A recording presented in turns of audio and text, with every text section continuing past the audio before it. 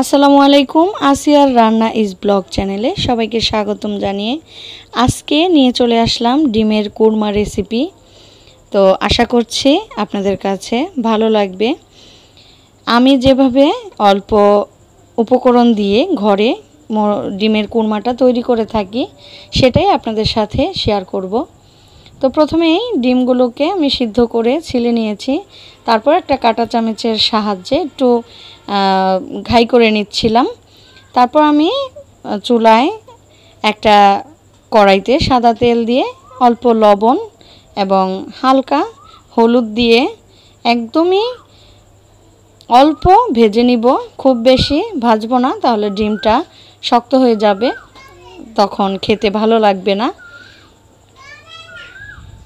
তো ঠিক কী পরিমাণে ভাজতেছি এটা আপনারা দেখলেই বুঝতে পারবেন। তো এই পর্যায়ে আমি উঠিয়ে নিব। এবার ওই তেলেই আমি কিছু আস্ত মশলা দিয়ে দিয়েছি। এখানে দুটো তেজপাতা টুকরো করে দিয়েছি, দুটো এলাচ মুখ ফাটিয়ে দিয়েছি এবং দারচিনি দিয়েছি কয়েক টুকরো। এবার মশলাটা থেকে ঘ্রাণ আসা পর্যন্ত ভেজে নিয়েছি। তারপর দিয়ে দিলাম পেঁয়াজ বাটা, আদা রসুন বাটা দিয়ে খুব ভালোভাবে ভেজে নিতে হবে।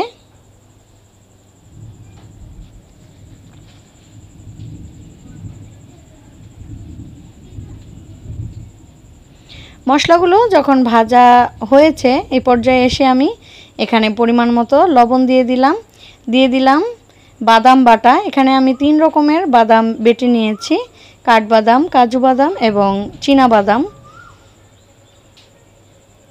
আবারও সবগুলো মশলা খুব ভালোভাবে ভেজে নিব।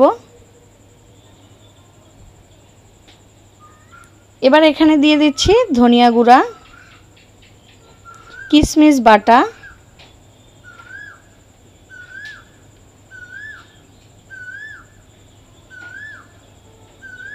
আবারও খুব ভালোভাবে কষিয়ে নিব।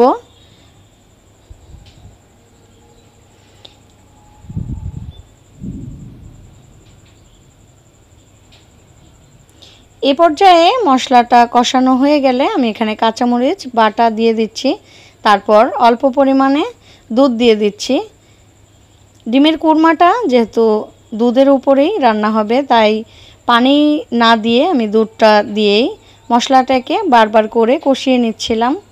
তো মশলাটা যখন খুব ভালোভাবে কষানো হয়ে গেছে এ পর্যায়ে ডিমগুলো দিয়ে আবারও পরিমাণ মতো দুধ দিয়ে দিয়েছি।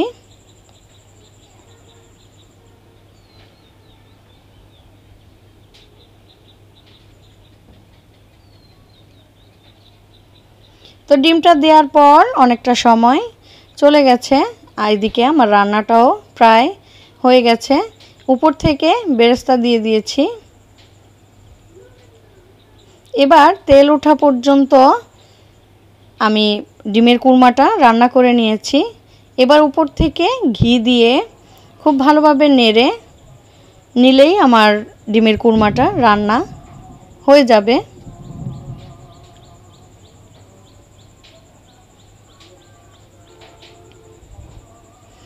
আমার এই রেসিপি ফলো করে বাসায় একবার হলেও আশা করি ট্রাই করবেন।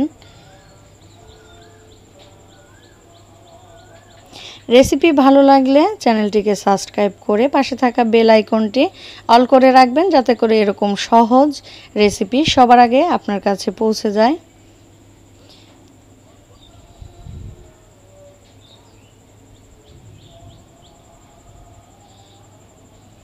আজকের রেসিপি এই পর্যন্তই। সবাই ভালো থাকবেন, সুস্থ থাকবেন। আল্লাহ হাফেজ।